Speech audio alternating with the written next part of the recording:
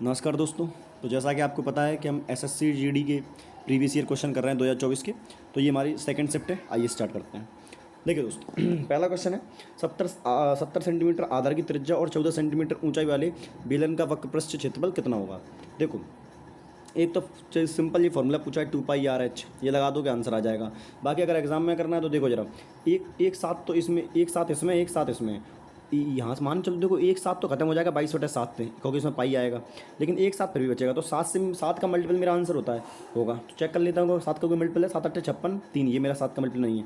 7 में 63 50 नहीं कटेगा। 7 8 56 5 7 8 56, ये मेरा आंसर हो सकता है। सी वाला 14 को चेक करता हूँ तो 7 में 63 और बचेगा 12, ये भी मेरा आंसर नहीं। तो ऑप्शन नंबर बी जो है मेरा आंसर हो गया। ठीक है, बाकी आप फॉर्मूला लगा 2πr/h सॉल्व कर सकते हैं। ठीक है, चलिए नेक्स्ट क्वेश्चन देखेंगे। नेक्स्ट क्वेश्चन है कि PQR के बीच 84 रुपये को क्रमश 2/3 रेशियो 3/1/3 के अनुपात में बांटना है। तो आर का हिस्सा ज्ञात करो। तो आप जानते हैं कि ऐसे सवालों में क्या करते हैं, सिंपल जो जब फ्रैक्शन में रेशियो दे रखे होते हैं तो नीचे वाले का एलसीएम लेके मल्टीप्लाई कर देते हैं। तो रेशियो इनका एलसीएम कितना आएगा, 3 से मल्टीप्लाई करेंगे 2/3 में, तो 3 से 3 खत्म होगा, यह आ जाएगा 2, है ना। यहाँ 3 3 9 और यहाँ 3 से 3 खत्म होगा 1, 9 1 10 और 2 12, हमारे हिसाब से 12, उसके हिसाब से कितना है 84, है ना। एक की वैल्यू निकालेंगे तो कितनी आएगी, 12 7 84, 700 आ जाएगी। बस एक की वैल्यू पूछी तो 700 मेरा आंसर हो गया। चलो नेक्स्ट क्वेश्चन दे पे आ जाओ। एक सेकंड रुकना, अरे रुक जा भाई। आप देखो, नेक्स्ट क्वेश्चन है कि स्वप्निल 16 दिनों में एक सोफा बना सकता है ना, और रेवती के साथ मिलकर वह 128/17 दिनों में पूरा कर सकता है। यदि रेवती अकेले काम करती है तो काम करने में रेवती को कितने दिन लगेंगे। सिंपल सा क्वेश्चन है, देखो इधर आ जाओ। देखो, स्वप्निल को जो टाइम लगता है वो 16 दिन लगते हैं, लेकिन स्वप्निल प्लस रेवती को जो टाइम लगता है वो 128/17 लगता है। एलसीएम लेंगे 128, एलसीएम आ जाएगा 16 8 128, यहाँ से एक आएगा और ये 17 बटे ऊपर चला जाएगा, तो ये आ गया। स्वप्निल की क्षमता अगर 8 है तो रेवती की क्षमता कितनी आ जाएगी, 11 नहीं, कितनी आएगी 9। तो रेवती की क्षमता कितनी आएगी 9, है ना। अब देखो, काम टोटल रेवती का पूछा था तो ऊपर से 9, ऊपर 9 तो कटने वाला नहीं है, तो बटे में 9 आएगा, क्योंकि ऊपर ऐसी संख्या नहीं है जो 9 को काट दे। तो देखो 17, ये तो मेरा आंसर नहीं होगा, कंप्लीट मेरा आंसर आएगा, क्योंकि 9 से कट नहीं रहा है। 16 नहीं आ सकता, नीचे एक ही आंसर आ सकता है 128/9, है ना। चलो, हालांकि सिंपल ही दे रखा था, आप सॉल्व भी नहीं करते तो भी आंसर ही था। ठीक है, आ जाओ। देखा है 72 जलसाज 720 पुस्तकों की जल्दबंदी 22 दिनों में कर सकते हैं। 72 दिनों में 660 पुस्तकों की जल्दबंदी करने में के लिए कितने जल्दसाजों की आवश्यकता पड़ेगी। MDS वाला फॉर्मूला लगेगा, वर्क नीचे लिखते हैं और टोटल घंटे, टाइम और दिन, घंटे, टाइम और एफिशिएंसी ऊपर लिखते हैं। तो 72 जलसाज हैं, कितने हैं 72 हैं। टाइम कितना ले रहे हैं, 22 दिन ले रहे हैं। टाइम के पुस्तक कितनी है 720, बराबर 12 दिनों में कितनी पुस्तक बनानी है 620, 660, है ना। और टाइम जलसाजों की संख्या पूछ रहे हैं, क्या पूछ रहे हैं, जलसाजों की संख्या। बस काटते जाओ, 12 से 12 6 72, ठीक है। 6 से काटेंगे तो 6 कम 6 6 दूनी 12, 120 यहाँ आ जाएगा, ठीक है। और 6 दूनी 12, 20 ये बचा, और 6 कम 6 6 कम 6 110 ये बचेगा। 0 से 0 खत्म कर देंगे, 2 से गया 11 बार, और यहाँ पे 11 यहाँ बचा, तो यहाँ से क्रॉस मल्टीप्लाई होगा इस दोनों का, तो एक्स की वैल्यू आ जाएगी 121। कितनी आ जाएगी दोस्त, 121, ये आपका आंसर आ गया। ठीक है, नेक्स्ट क्वेश्चन देखेंगे। देखो, एक व्यापारी अपने क्रय मूल्य को 50% अधिक अंकित करता है। मान लो 100 की चीज़ है, 100 की चीज़ है तो 50% रहती है, मतलब 150 की, और बोला 20% की छूट देता है। अब 150 का 20% कितना होता है 30, 150 पे 30 की छूट देते तो 120 में बेचेगा। 100 की चीज़ 120 में बेच रही है, अभी भी 20% का प्रॉफिट होगा। आंसर आ गया। समझ में आई कि नहीं आई मेरी बात। हालांकि मैं लिख देता हूँ कि 100 की चीज़ थी, 150 लिखा, और इसका 20% छूट देगा तो बेचेगा कितने में, 80% में। इसका 80% निकाल लो, ये कितना होता है, तो 0 0 15 8 120। अब 120 पे कितने, देखो 100 की चीज़ 120 की 20% प्रॉफिट। ठीक है, चलो आ जाओ नेक्स्ट क्वेश्चन देखेंगे। अब आ जाओ, ये नीचे आ जाएगा 100, 1/100 प्लस नीचे आ जाएगा 1/1000, कितना आ जाएगा, 1000 नहीं 10,000 आएगा। अब देखो, पॉइंट के बाद बेटा 4 अक्षर आएंगे, ये बात पक्की है। यहाँ पॉइंट के बाद 3 अक्षर हैं, यहाँ पॉइंट के बाद 3 अक्षर हैं, पॉइंट के बाद 3 अक्षर है, एक ही मेरा आंसर है, ऑप्शन नंबर बी। ठीक है, थोड़ा सा है ना, दिमाग को थोड़ा खोल के रखना है। सवाल आना जरूरी नहीं है, सवाल कितनी जल्दी हो सकता है ये बहुत ज़रूरी है। ठीक है, ये बोला एक वस्तु का अंकित मूल्य क्रय मूल्य से 60%। देखें, अंकित मूल्य क्रय मूल्य से 60% है, मतलब कोई 5 की चीज़ है तो 8 में बेच दी। भैया 60% की फ्रैक्शन वैल्यू क्या होती है, 3/5। 5 की चीज़ कितने में बेटी, 8 में। अब बोला है कि इसको 20% की छूट दी जाती है। अब देखो इसका 20% निकालना थोड़ा मुश्किल होगा, तो इसको मैं मान लेता हूँ 50, इसको मान लेता हूँ 80। अब 80 का 20%, 8 दूनी 16, अगर 80 की 20% छूट दूँ मतलब 16 की छूट दूंगा। 80 का 20% कितना होता है 16, तो 80 पे 16 की छूट दूंगा तब भी मैं कितने में छुपाऊँ 64, अभी भी कितना फ़ायदा हो रहा है 14 का, कितने पे 50 पे, यानी 28% मेरा आंसर आएगा। क्यों 50 से कम 50, 50 दूनी 100, 14 दूनी 28, ये मेरा जो है बी मेरा आंसर हो गया। ठीक है चलो आ जाओ, नो भैया इस क्वेश्चन को यहीं देखना पड़ेगा। आ जाओ नेक्स्ट क्वेश्चन है कि 9,000 रुपये 80% की वार्षिक चक्रवर्ती ब्याज दर पर अर्धवार्षिक रूप से संयोजित पर उधार दिए जाते हैं, 12 महीनों का चक्रवर्ती ब्याज क्या है। अब एक बात को समझो, अर्धवार्षिक है यानी 6-6 महीने की दो टाइम पीरियड बनेंगे, 6-6 महीने के 2 टाइम पीरियड बनेंगे, है ना। और जो 80% ये तो पूरी साल की थी, और बोला है कि रेट अर्धवार्षिक है तो रेट भी क्या होगी, आधी हो जाएगी, मतलब कुल मिलाकर रेट जो रहेगी आपकी 6-6 महीने के लिए 40% रहेगी। अब आप जानते हैं कि जब ऐसे क्वेश्चन होते हैं तो सक्सेसिव फॉर्मूला लगाते हैं, और सक्सेसिव फॉर्मूला आप सभी को पता होगा ए प्लस बी प्लस ए इंटू बी अपॉन 100। ठीक है तो लगा दो भैया फॉर्मूला, तो 40 प्लस 40 इंटू 40, हालांकि इसको लगाने की जरूरत नहीं थी, वैसी वजह से समझ में आना चाहिए था कि 96% आएगा। कितना आएगा 96, 40 40 80, 4 चौक 16 यानी 96%, यानी कितने का 9,000 का 96% निकालूंगा तो 9,000 का 96% निकाल दो जरा भैया कितना होता है। 2 जीरो से 2 जीरो खत्म हो गए, 1 जीरो तो लास्ट में आएगा, 9 चौक 54, हासलाई 5, 9 9 81, 5 86 86 40 मेरा आंसर आ जाएगा, ऑप्शन नंबर डी। ठीक है चलिए नेक्स्ट क्वेश्चन देखेंगे। बोला किसी धनराशि 5 वर्षों के लिए प्राप्त साधारण ब्याज 2/5 वार्षिक ब्याज दर के निकाल दो। देखो दोस्त ब्याज कितना है 2, प्रिंसिपल मैंने मान लिया 5, रेट मुझे निकालनी है, टाइम कितना देखा है 5 वर्ष बटे 100, कुछ नहीं P A into R into T upon 100 लगा दिया है ना। 5 5 25, 25 चौको 100 कट गया, और 4 दूनी 8, रेट आ गई 8%। ठीक है नेक्स्ट क्वेश्चन लाइक कि 5 संख्याओं का औसत 32 है, एक संख्या हटा दी जाए तो 28, औसत 28 रह जाता है। सिंपल क्वेश्चन है, 5 इंटू 32, अगर बेसिक से करोगे तो 5 इंटू 32 माइनस 4 इंटू 28 और सॉल्व कर दोगे आंसर आ जाएगा। लेकिन एक तरीका और है कि देखो ये बताओ 28 एक संख्या गई तो कितना औसत कितना रह गया 28, कितना कम हो गया 4। अब ये 4 सब सारी संख्याओं पे कम हुआ होगा, तो 4 चौको 16 कम हुआ होगा, मतलब जो संख्या गई है वो 32 से कितना ज़्यादा ले गई 16, तो संख्या क्या रही होगी 32 प्लस 16 यानी 48, कितना रह गया 48। ठीक है चलो आ जाओ नेक्स्ट क्वेश्चन है। बोला कि विद्यार्थियों की वह अधिकतम संख्या ज्ञात कीजिए जिनके बीच 103 चॉकलेट तथा 27 3 कैंडी इस प्रकार बांटी जा सकती हैं कि प्रत्येक विद्यार्थी को प्रत्येक चॉकलेट कैंडी की समान संख्या मिले। देखो एक बात को समझो, क्वेश्चन है आपका SCF का, किसका क्वेश्चन है SCF का। तो देखो पहला नंबर देखो ये 103 है, ये 3 से नहीं कट रहा भाई, पहला नंबर क्या आपका 3 से नहीं कट रहा है, सिंपल सी बात है, अगर 3 से नहीं कटता तो 3 से मेरा आंसर नहीं होगा। ठीक है 19 चेक कर लो, 19 पंचे 95 और 5 बचेगा, ये 53 हो रहा है, तो ये दोस्त 19 भी मेरा आंसर नहीं हो सकता। ठीक है ये भी मेरा आंसर नहीं है।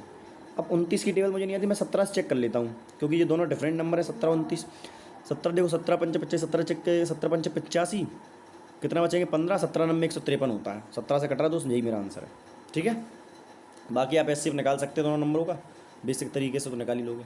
ठीक है अगला बोला 3 नोटबुक और 6 पेनों का मूल्य 3,000 रुपये है। बोलेंगे 3x प्लस, अब देखो नोटबुक को मैंने x मान लिया, पेन को मैं मान लेता हूँ y, 3x प्लस 6y का मूल्य कितना आ गया 3,000 रुपये, कितना आ गया 3,000 रुपये। ठीक है अब बोला है कि एक व्यक्ति उतने ही पैसे में एक व्यक्ति एक नोटबुक और 12 पेन खरीद सकता है, तो एक नोटबुक मतलब x प्लस और 12 नोटबुक मतलब 12y बराबर, मैंने इनके मूल्यों का जो मूल्य है ना, नोटबुक का मूल्य x मान लिया और पेन का जो मूल्य है वो y मान लिया, तो ये भी कितना हो गया 3,000, ये भी कितने का 3,000, क्योंकि कितने सामान्य मूल्य में खरीद रहा है ना। तो देखो कुछ भी किसी को भी काट लो दोनों में से आंसर आ जाएगा। तो मैं एक काम कर लेता हूँ, इसको 12 बना लेता हूँ 12y से, तो इनको 2 से मल्टीप्लाई कर देता हूँ, तो देखो ये आ जाएगा 3 दूनी 6x, समझ में आ रहा है कि नहीं आ रहा है, ये तो कट ही जाएगा, ये 12 माइनस कर दूंगा तो, और ये आ जाएगा 3 दूनी 6 में से जाएगा 3,000 रुपये आ जाएगा, समझ आ गया कितनी, और यहाँ से 6x से ये पकड़ेंगे तो 5x आ गया, कितना आ गया 5x बराबर 3,000, x की वैल्यू निकालेंगे, यहाँ से आ जाएगी 6,000 रुपये, कितनी आएगी दोस्त x की वैल्यू आ जाएगी 5 चौके 600 रुपये, कितनी आ गई 600 रुपये। अब पूछ क्या रहा है, तो राजू 15 पेन खरीदना चाहता है तो उसे कितना, अब देखो हमारे पास जो x आया है वो अपन x के निकली 3 नोटबुक की कीमत, अब अगर एक नोटबुक की कीमत 6 है तो 3 की कितनी आएगी 1,800 रुपये, और टोटल 2,200, तो मतलब जो 2,200 रुपये आएंगे, तो 2,200 रुपये में अपन 6 नोटबुक खरीद पा रहे हैं, 2,200 रुपये 6 नोटबुक के हैं, आपको निकालना है 15 नोटबुक के। देखो थोड़ा सा मैं, है ना, समझ रहे हो ना, 3 दूनी 6, 3 पंच 15, थोड़ा सा जल्दी करवाता हूँ क्योंकि आपको पता होना चाहिए कि स्पीड बहुत मायने रखती है। ये आ जाएगा 1100, 110, 1100 आ गया तो 5500 करीबन मेरे हाथ से होना चाहिए। क्या हो जाए 3 दूनी 6, 3 पंच 15, कहाँ गलती कर दी, 2 से 11 बार 1100 इंटू 5, वो गलती कर गया अपन कहीं ना। क्या कर सकते हैं, एक सेकंड चेक करता हूँ। अब देखो 600, 36, 1800, 1800 करेंगे तो कीमत कितनी आएगी, 1200 रुपये आएगी यार। यानी 6 नोटों की कीमत आ गई 1200 रुपये, तो एक नोट की कीमत आ गई 200 रुपये, तो 15 कितनी आएगी, 3000 रुपये। ये आपका आंसर है। क्या आएगा आंसर, दिख गया यार आंसर, फिर भी ये 3000 रुपये। समझ गए ना मेरी बात। देखो तुम समझो, एक्स मैंने मानी थी एक नोटबुक की कीमत, तो 3 की कितनी होगी 1800, 3000 में 1800 की तो नोटबुक आ गई, तो 6, अब बचा कितना 1200 रुपये। अब 1200 रुपये ये 6 पेन के होंगे, तो 6 पेन की 1200 रुपये, तो एक पेन कितने का पड़ा 200 का, और पेन कितनी खरीदनी है 15, तो 15 दूनी 3000 रुपये। ये आपका आंसर का धड़ा। ठीक है, नेक्स्ट क्वेश्चन। टाइम लगवा देते हो आप लोग ने क्वेश्चन को, 10 से 12 मिनट में ये पेपर हो जाएगा। देखा 3 पेन का क्रय मूल्य 5 पेन के विक्रय मूल्य के बराबर है, 20%। मेरा आंसर पूछो कैसे, कि देखो 6 पेन का जो सीपी है वो बराबर है 5 पेन के एसपी के बराबर। ये बात समझ में आई। अगर मैं एसपी और सीपी का रेशियो निकालना था तो सीपी को यहीं रखूँगा, एसपी को यहाँ ले आऊँगा, और इस 6 को इक्वल को उधर जाएगा तो नीचे चला जाएगा, वो 5 तो ऊपर था ही, तो ये आ गया 6। इतना तो आपको आना चाहिए, मैं उम्मीद कर सकता हूँ। 5 की चीज़ 6 में बेची है तो एक का प्रॉफिट कितने, 5 पे 1/5 किसकी फ्रैक्शन वैल्यू होती है 20 की, वरना गुणा 100 से कर लो भैया, और मन कर रहा है तो 5 तो नहीं 10-20% आपका आंसर। ठीक है कि नहीं, चलो आ जाओ इस क्वेश्चन को देख लो जरा। इस क्वेश्चन को आपको बेसिक से करना पड़ेगा, कोई तरीका नहीं है ना, कि 32 से पहले की सभी अभाज्य संख्याओं का औसत। तो 32 से पहले अभाज्य संख्या कौन कौन सी है, देखो 2, 3, 5, 7, 11, 13, 14, 15, 16 नहीं होती, 17, 19, और उसके बाद 23, उसके बाद 24 नहीं होती, 25 नहीं होती, 26 नहीं होती, 27 नहीं होती, 28 नहीं होती, 29, है ना, उसके बाद 31। ये आ गया। अब इनको जोड़ लो, लेकिन जोड़ने का तरीका जरा समझना, बहुत ज़्यादा कैजुअल है मेरा। कैसा है कैजुअल, कैसे देखो समझो जरा, मैं जोड़ूंगा थोड़ा स्टाइल में। देखो 29 और 31 कितना हो जाएगा 60, ठीक है, प्लस अब मैं जोड़ दूंगा 11 और 19 को, 11 और 19 को, ये भी कितना हो जाएगा 30। ये पक्की बात है ना, 30 हो गया। अब देखो 23, ये तो किसी जुड़ेगा नहीं यार। अब देखो 3, 2, 5, 5, 10, तो 10 ये आ गया, है ना, ठीक है। 17 और इसको जोड़ दूंगा तो 30 ये आ जाएगा, तो 30 ये आ गया, कितना आ गया 30। इन सब को जोड़ दिया अपन ने। अब बचा क्या, कहीं ना कहीं मुझे लग रहा गलती कर गए अपन, और 19 और 11 का पेयर बन गया। दोबारा कर लेते हैं यार, एक बार दोबारा करते हैं, चलो। कौन कौन सी सब संख्याएं हो सकती हैं, तो आप देखेंगे तो पहली होगी सर 2, फिर होगी 3, फिर होगी 5, 5 के बाद 6 नहीं होती, 7 होती है, 7 के बाद 8 नहीं होती, 9 नहीं होती, 10 नहीं होती, 11, 11 के बाद 13, 13 के बाद 14 नहीं है, 15 नहीं है, 16 नहीं है, 17, 17 के बाद 19, 19 के बाद होती है 21, 22, 23, है ना, 23 के बाद आती है आपकी सीधे 29 होगी, 24, 25, 26, 27, 28, 29, और 29 के बाद आ गया 31, है ना।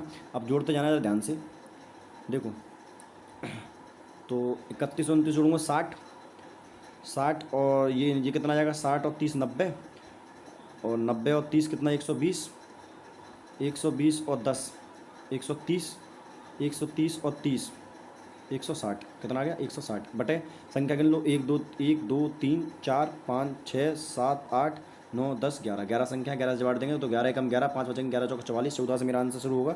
यही आपका आंसर खत्म। ठीक है, टाइम लग गया है आज पेपर में। चलो देखो नेक्स्ट क्वेश्चन देखेंगे कि दो संख्या का गुणनफल 45 720 है और उनका महत्तम समावर्तक 4 है। इन संख्या का लघुत्तम समावर्तक क्या है। मैंने मान ली संख्या क्या है 4x और 4y, क्योंकि आप जानते हैं कि महत्तम समावर्तक क्या होता है, इन दोनों संख्याओं में जो कॉमन होगा। तो मैंने संख्याएं मान ली 4x और 4y, तो इनका महत्तम समावर्तक देखो तो 4 आ रहा है कि नहीं आ रहा। इन दोनों का प्रोडक्ट कितना दे रखा है भाई 720 दे रखा है। कितना दे रखा है 720, तो 4 चौको 16 से काट दूंगा, 16 एकम 16 पंचे 80, 16 पंचे नहीं 16 चौको 64, ठीक है, कितने बचेंगे 8, 16 पंचे 80, यानी x इंटू वाई कितना आ गया भैया 45। ये बताओ एलसीएम में क्या इन दोनों का प्रोडक्ट मौजूद होता है? सर बिल्कुल होता है। 45 का मल्टीपल 180 होता है, ये मेरा आंसर हो सकता है। 120 45 का मल्टीपल नहीं है, 240 45 का मल्टीपल नहीं, 480 भी 45 का मल्टीपल नहीं। आपका आंसर आ गया 120। ठीक है कि नहीं, कर लोगे ना? चलिए नेक्स्ट क्वेश्चन। बोला एक गोले की त्रिज्या 50% की वृद्धि की जाती है। 50%, देखो याद रखो एक बात को, यार बहुत ध्यान से समझना कि गोले की त्रिज्या का फॉर्मूला होता है 4/3 पाई आर क्यू। अब देखो 4/3 पाई तो क्या है, कांस्टेंट है, ये तो कभी चेंज होने नहीं। यानी जो आयतन है वो गोले का जो आयतन डिपेंड किस पर करेगा, त्रिज्या पर। अब देखो, और त्रिज्या क्या होती है, आर क्यू होता है। क्या होता है, आर क्यू। 50% बढ़ी है त्रिज्या, मतलब पहले त्रिज्या अगर 2 थी तो कितना होगी 3। अब क्यू करना होता है दोनों का, क्योंकि त्रिज्या में क्यू किया जाता है ना, आर क्यू होता है ना। तो ये आ जाएगा 4 का क्यू 8, ये कितना होगा 3 का क्यू 27। कितनी बढ़ गई भाई, तुम बोलोगे सर 19 कितने पर, 8 पर गुणा 100, ये कितना आ जाएगा 1900 बटे 8 करोगे तो 8 एकम 8, यहाँ कर रहा हूँ मैं 8 एकम 8 कितने, सॉरी 8 दूनी 16, कितने बचे 3, 8 3 24, 23 से मेरा आंसर स्टार्ट होगा 235 ये होगा। ठीक है, चलो आ जाओ नेक्स्ट क्वेश्चन देखेंगे।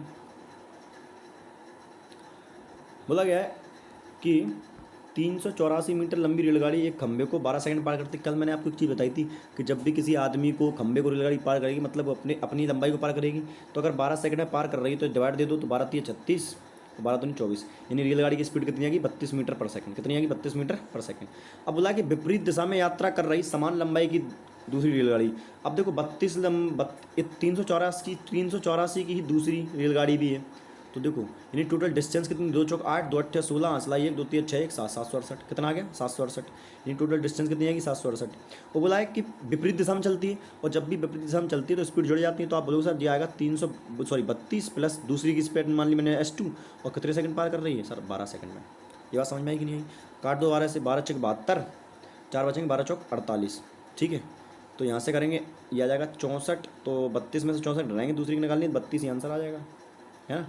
समझ गया ना मेरी बात? मैंने बोला 32 बराबर ये आ गया 32 प्लस S2, यहाँ से 32 घटाएंगे 32 ही आंसर आ जाएगा, कोई दिक्कत ही नहीं है। चलो नेक्स्ट क्वेश्चन देखेंगे। बोला गया कि x का 45%, y के 15% बराबर है 1/3 मेरा आंसर आ गया। सर कैसे आएगा? एक बात को ज़रा समझना बहुत ध्यान से। देखो x का 45%, x का 45% मतलब 100 बराबर y का 15% और बटे 100। अच्छा मैं प्रतिशत क्यों लगाऊं, मुझे पता है कि यार ये 100 से 100 कट ही जाना है, और 15 एकम 15, 15 तो 45, एक्स और वाई का रेशियो निकालूँ तो x अपॉन वाई, इस 3 को वहाँ भेजूँगा, एक तो वहीं रहेगा, 1/3 आंसर आ गया, ये दबा का दिया आंसर। ठीक है, चलो अगला क्वेश्चन। एक मेज का विक्रय मूल्य 6875 है, इसे 25% के प्रॉफिट में बेचा गया है, मतलब ये 5 की वैल्यू दे रखी है, 4 की निकालनी है। भैया 25% वैल्यू 4, 1/4 होती है, 4 के पे प्रॉफिट लेंगे 1 का, है ना, तो 5 में बेचेंगे, तो 5 की वैल्यू देखी, 4 की पूछी है, निकाल दो जरा। 5 एकम 5 कितने बचे 1, 18, 5 3 15, 3 बचे 5 7 35, 5 25, 4 की वैल्यू निकालनी है। 4 5 20, हंसलाई 4 7 28, 2 30, हंसलाई 3, 4 3 12, 3 15, हंसलाई 1, 4 एकम 4 1, 5 5500 रुपये, ये आपका आंसर है। ठीक है, लास्ट क्वेश्चन देखते हैं भैया, देखो ध्यान से। मतलब किसी संख्या के 20%, 25% 250 के बराबर है, उस संख्या का 35% कितना होगा? 7 का मल्टीपल मेरा आंसर होगा भैया, क्योंकि 7 कहीं से नहीं कटने वाला। चेक कर लूँ, 7 दूनी 14, 25 नहीं है मेरा 7 का मल्टीपल, 7 दूनी 14 17 नहीं है 7 का मल्टीपल, 7 दूनी 14 16 नहीं है 7 का मल्टीपल, 7 दूनी 14 और 35, जी मेरा आंसर है, खत्म। बाकी देख लो, एक्स मान लो एक संख्या है, उसका 20% यानी 1/5, फिर उसका 25% यानी 1/4, कितना है भैया 250 है। कितना है 250, कर लो 5 को 20 और वहाँ करेंगे इसको तो जाएगा 250 इंटू 20 करेंगे 25 50, 5000, कितना आ गया, एक्स की वैल्यू आ गई 5000। अब इसका कितना निकालना है 35%, तो 35/100, 0 से 0 खत्म, 0 से 0 खत्म करेंगे तो 0 5 25, हंसलाई 2 5 3 15 2 17, 1750 मेरा आंसर है। ठीक है, आई होप आपको वीडियो अच्छी लगी हो, अगर कोई भी कमी हो तो प्लीज़ बताएं, तो हम थोड़ा उसमें सुधार करेंगे। धन्यवाद।